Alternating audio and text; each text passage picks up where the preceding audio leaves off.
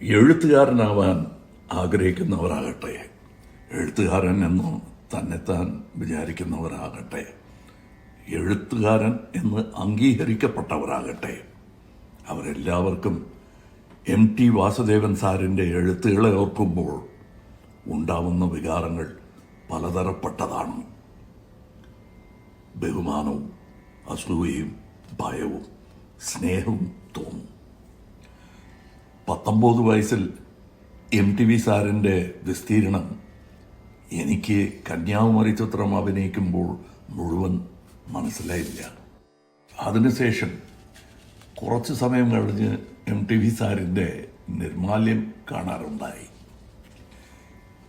എനിക്ക് സിനിമയോടുള്ള പ്രേമം, മോഹം ഒരു ചെറിയ വിളക്കാണെങ്കിൽ അതിനെ അഗ്നികുണ്ഡമാക്കിയത് നിർമാല്യം ചിത്രമാണ്.